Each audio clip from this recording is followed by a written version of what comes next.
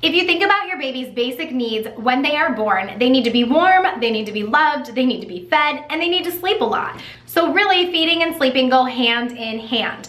I'm gonna give you a few tips and a few little bits of advice about feeding, but definitely reach out to a lactation consultant if you're nursing and you're struggling. Lactation consultants are there to help you, so 100% reach out and get some help.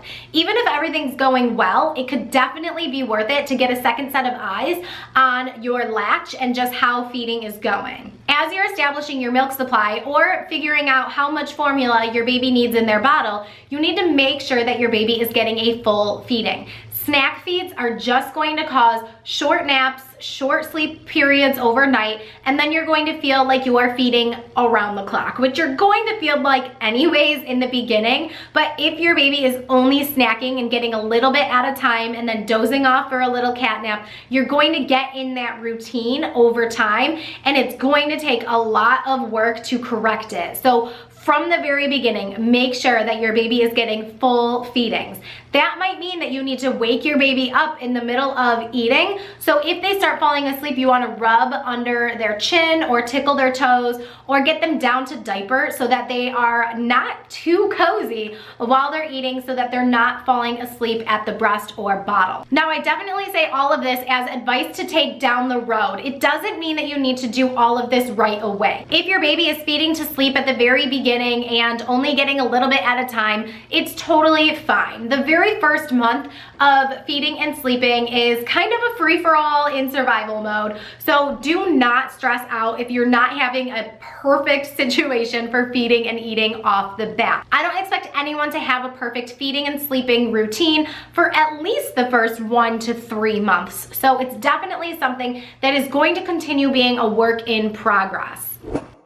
Now, of course, parents who are exclusively breastfeeding, you're not going to have any way of knowing how much milk your baby is getting, and that's totally fine. Sometimes parents are worried about this because they don't know if their baby is getting a full feeding, because they don't really know how much the baby is getting. Do not stress about this. If your baby is still hungry, you will see hunger cues. Refer to this chart right here to know if your baby is hungry or if your baby is full. A lot of times you will see that clenched fist if your baby is still hungry, and more relaxed and open hands once they are full. One of the easier things about using formula is that you can use a formula calculator online to find out how much formula your baby should be taking in per day that is measured by their weight. I will link a formula calculator website in the description down below under this video, so make sure that if you're formula feeding, you check that out. And the great thing about it is that as your baby grows and gains weight, you can always go back to the calculator and input your child's new weight and see how much they should be eating as they grow. This definitely takes a lot of stress off of parents, and I use a formula calculator with my oldest, and I was very surprised every time I put in his new weight and how much he should be eating, and I kind of felt bad because I was like, oh my gosh, I haven't been feeding him this much. Is he starving? But again, you will be tuned into your baby and you will learn your baby's hunger cues, and you will know when your baby is still hungry.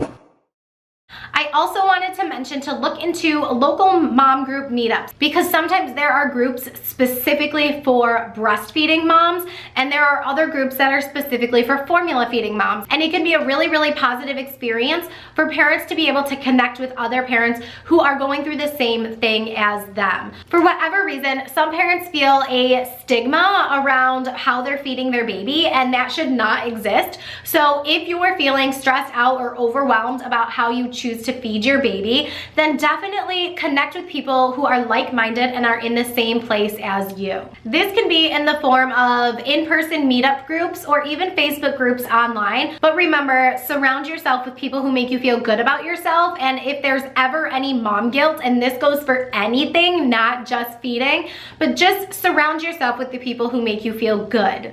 Let's jump into a little science lesson on the cycle of sleep.